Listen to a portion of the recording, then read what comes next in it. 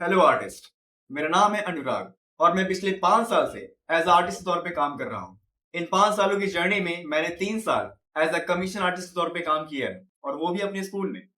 और साथ ही साथ में अपने स्कूल में मैंने apart from the art skills आपको जो जो स्किल्स लगने वाली हैं उसके ऊपर एक पूरे लेक्चर को लिया है और 2 कॉम्पिटिशन्स को ऑर्गेनाइज करवाया है, वो भी अपने स्कूल में। साथ ही साथ में कई कॉम्पिटिशन्स मैंने जीते भी। अब यहाँ पर मैं आप सबके साथ एक व्हाट्सएप नंबर को शेयर कर रहा हूँ। जाइए और इस व्हाट्सएप नंबर को अपने व्हाट्सएप पर सेव करिए। लेकिन क्यों?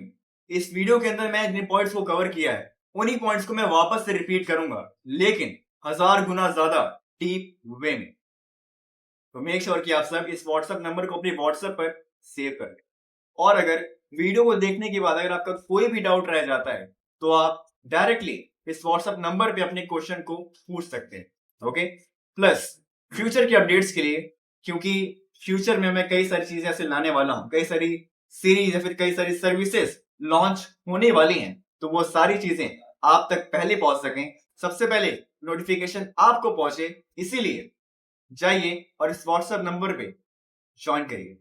आंसर लिखने के लिए या फिर अपनी बातों को रखने के लिए जब आप इंग्लिश का इस्तेमाल करते हैं तो समझ में नहीं आता अपनी बातों को रखे कैसे। अब दूसरा क्वेश्चन, आप में से कितने लोग उसके उसी फायदे, उसी नुकसान और उसी इस्तेमाल को यहाँ पर खड़े होके सबके सामने एक्सप्लेन कर सकते हैं?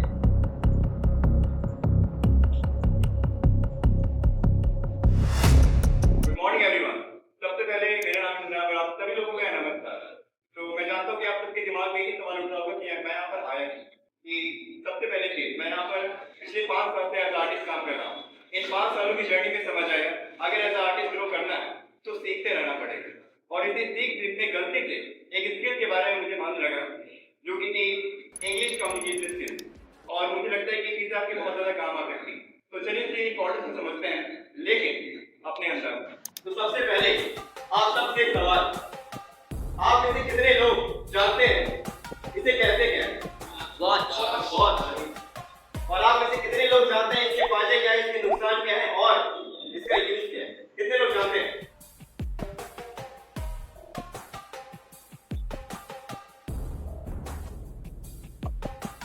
ओके, अब दूसरा क्वेश्चन, आप में से कितने लोग उसके उसी फायदे, उसी नुकसान और उसी इस्तेमाल को यहाँ पर खड़े होके सबके सामने एक्सप्लेन कर सकते हैं?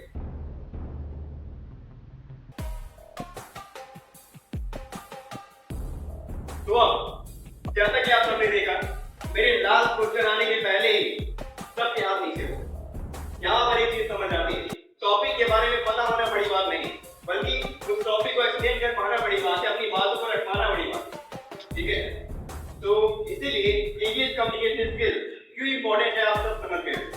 बहुत बार क्या होता है, बोर्ड के समय या फिर वैसे भी अगर हमें अपनी बातों को किसी के भी सामने रखना होता है तो हमारे पास ज्ञान तो भरपूर होता है, लेकिन बताने का तरीका नहीं पता होता है, इसकी वजह से हम अपनी बातों को 2-4 लोगों के सामने भी रख नहीं पाते। इसीलिए मैंने आप सबके लिए मास्टर क्लास बुलाया जो कि है master class of English communication skills. Okay, तो चलिए शुरू करते हैं। सबसे पहली चीज, आप सबके लिए जरूरी है, आप सबके लिए ये चीज जरूरी क्यों है? आपके बोर्ड के लिए, आने वाले बोर्ड के लिए आप सबके लिए जरूरी है। अगर मैं पहले ही चीज कह दूं कि नहीं आपके लिए 4 साल बाद काम आएगा, तो आप सब कहेंगे कि 4 साल बाद आएगा, अभी की बात। ठीक है, तो इसीलिए मैंने आप सबके आपके प्रेजेंट की नीड के हिसाब से अभी आप सबके क्या काम आएगा उसके हिसाब से मैंने वाई का यूज किया है। आप सबके क्यों काम आ रहा है, आप सबके बोर्ड के लिए काम आ रहा है। तो आप कहेंगे हाँ बिल्कुल, आज ही बताओ हमारे बोर्ड के लिए ये बहुत ज्यादा जरूरी है। ठीक है, अब बोर्ड के लिए क्या जरूरी है आप सब जान सकें। आंसर लिखने के लिए या फिर अपनी बातों को रखने के लिए जब आप इंग्लिश का इस्तेमाल करते हैं तो समझ में नहीं आता अपनी बातों को रखे गए, जिसकी वजह से हम रटी रटाई डेफिनेशन को लेते हैं सहारे के तौर पे, और एक वर्ड मिस हो जाने पर भी पूरा सेंटेंस दिमाग से निकल जाता है, और चाहे वो लिखते समय हो या फिर किसी के सामने अपनी बातों को रखते समय, दोनों ही केसेस में ये चीजें हमारे साथ होती हैं। दूसरी चीज, फ्यूचर के हिसाब से आप सबके कैसे काम आ सकता है। आगे चल के जब आप कहीं जॉब के लिए जाएंगे, जॉब के लिए अप्लाई करेंगे, तो वहां पर इंटरव्यू सबके साथ होगा। ओके, इंटरव्यू तो सबके साथ होगा, तो वहां पर अपनी बातों को जब आप इंग्लिश में रखेंगे, इंग्लिश में 2-4 वर्ड का इस्तेमाल करेंगे, तो अपने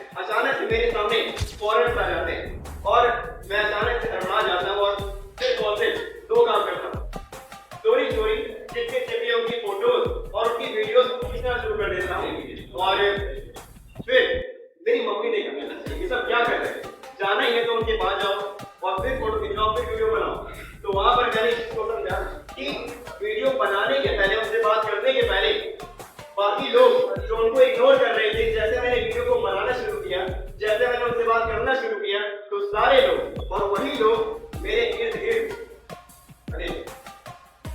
तो इससे ये समझ आता है कि वो लोग बात करना तो चाहते थे, लेकिन एक सोर्स ऑफ कम्युनिकेशन उनके पास नहीं था, जिसकी वजह से वो उनसे बात नहीं कर पा रहे थे। तो इससे मैंने समझा कि कैसे एक इंसिडेंट को एक अपॉर्चुनिटी में कन्वर्ट किया जाता है। अब दूसरी चीज, English communication skills is very, लेकिन कैसे? एग्जांपल के तौर पे अगर आप सर्च करते हैं, गूगल पे टाइप करते हैं what's the toughest language in our nation, तो कौन सी भाषाएं आती हैं? संस्कृत और मलयालम जैसी भाषाएं आती हैं। तो क्या यहाँ पर इंग्लिश का कोई ज्यादा पता है? बिल्कुल नहीं। तो आप समझ सकते हैं इंग्लिश कितनी ज्यादा इजी है। अगर मैं दूसरा एग्जांपल दूं तो 12th के बाद जो अक्सर बुक हमें देखने को मिलते हैं, तो वो भी ज्यादातर इंग्लिश में ही होते हैं, ना कि हिंदी। ओके, ये इसका दूसरा रीजन। और the importance of structure. Okay, structure की इम्पोर्टेंस है। चाहे मैं हूं, आप सब लोग मेरे आने के पहले जब आप इंग्लिश को जानना चाहते थे, इसके बारे में पढ़ना चाहते थे, तो होता क्या? या तो यूट्यूब का इस्तेमाल करते, या तो अपने आसपास वाले लोगों से पूछते। यूट्यूब पर गए तो कोई स्ट्रक्चर ही नहीं था, चीजें आगे पीछे आ रही, वो चीज आ रही है जो कि 4 साल बाद करना है, या फिर वो चीजें आ रही है जो कि 4 साल पहले करना है, तो आप करें क्या?